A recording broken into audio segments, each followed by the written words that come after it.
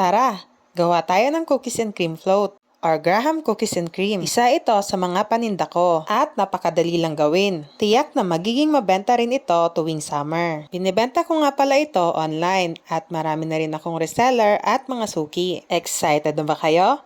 Tara, simulan na natin! Ang first ingredient natin ay all-purpose cream.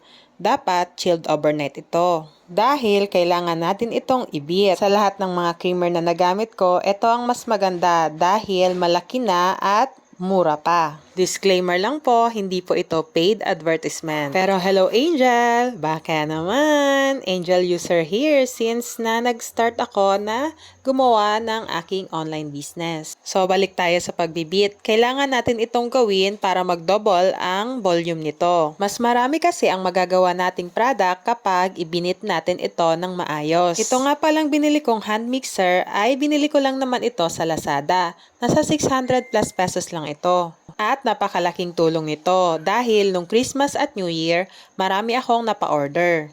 Magtuloy-tuloy lang kayo sa pag-beat hanggang sa mag-double na ang volume ng ating creamer. Malalaman mong nag-double na ang volume nito kapag medyo nagiging sticky na ang texture niya. Ayan, kagaya nito. Madali lang naman itong mag-double ang volume kapag hand mixer ang ating gamit. Sunod naman ay condensed milk. Ang gamit ko nga palang brand dito ay Swiss Dairy dahil ito ay mura at masarap na. Inubos ko dito ang 1 can dahil maganda yung pagka-volume ng ating creamer dito. Ang recipe nga pala na itinuro ko ay para sa small quantity lamang. Upang sa mga gustong mag-try ay hindi ninyo kailangan na magastos ng malaking puhunan. At kung lalaki na ang inyong market, doblehin nyo lang ang recipe na aking ituturo sa inyo. Ang sunod na recipe na ating ilalagay ay kalahating lata ng Angel Evap. Ang gamit ko dito yung 410 ml pero take note, kalahating lata lang ang ating ilalagay dito. Ayan, ilagay lang ito at i-mix natin ito ng mabuti. Ayan, bago nga pala ako nag-prepare ng mga creamer ay nagdurog muna ako ng 3 pack ng Choco Mocho biscuit. Inihiwalay ko dito yung cream upang mas maayos ko itong maikat. Isinasabay ko kasi ito sa ating mixture. Ayan, sa puntong ito, naihalo ko na yung cookies ng ating Choco Mocho. At ayan, hinahalo ko na rin ang cream. Dinurog ko na rin pala ito. Naghalo nga pala ako dito ng vanilla para mas bumango ito. Siya nga pala, kung medyo natatamisan kayo sa aking recipe, pwede nyo rin bawasan ang condensed milk o kaya naman hindi nyo na ilagay yung cream. Pero para sa akin at sa aking mga suki ay tamang-tama lang ito.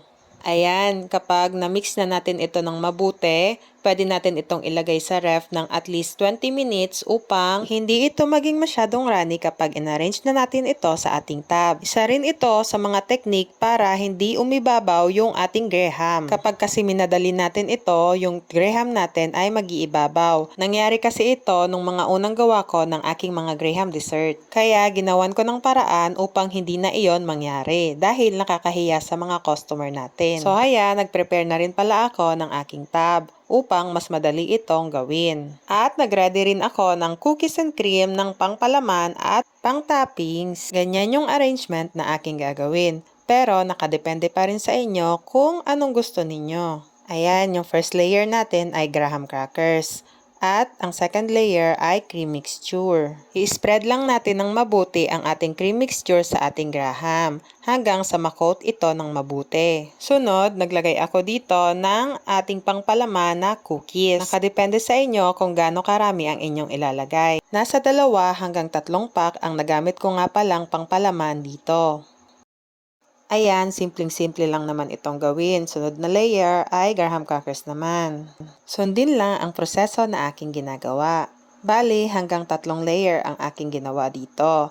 3 layer na graham crackers at 3 layer din ng ating cream mixture. Para sa mga magtatanong kung bakit Choco Mocho ang gamit ko ditong biscuit, dahil ito ay aking paborito at mas masarap ito kaysa sa ibang brand. Medyo mahal nga lang pero sulit na ito dahil masarap na at marami pa ang cream na inilagay dito. Pero nakadepende pa rin sa inyo kung anong brand ng biscuit ang gusto ninyong gamitin. Ayan, sa puntong ito, nasa 3rd layer na ako ng graham crackers at malapit na rin itong matapos. Ayan, magtuloy-tuloy lang tayo sa pag-a-arrange. Ang sukat nga pala ng tab na aking ginamit dito ay 500 ml. Pwede nyo rin naman i-arrange sa 2 layers ang paggawa ninyo nito, pero nakadepende pa rin ito sa inyo. Siguraduhin nyo lang na hindi kayo malulugi. Dahil napakamahal na ng mga ingredients ngayon, di ba? Ayan, nandito na tayo sa paglagay ng toppings. Ganito yung style na ginawa ko, pero bahala kayo kung anong gusto nyong style na gawin. At naglagay rin ako sa gilid ng Choco Mocho cookies. Ayan ang final look ng aking cookies and cream Graham. Ulitin lang yung step by step na ginawa natin sa una, hanggang sa matapos natin ito. Bukod sa mangga, isa sa mga paborito ng mga customer namin ay ang cookies and cream. Ang kagandahan lang sa flavor na ito ay madaling makuha. Hindi kagaya ng mangga na seasonal lang. Ang mangga kasi minsan mahal, minsan mura. Samantalang itong flavor na cookies and cream, anytime pwede kang makakuha at hindi mo kailangan mag-adjust sa presyo dahil yun at yun pa rin ang presyo niya. Hindi kagaya ng mangga ay yun nagfa-fluctuate ang presyo niya, 'di ba?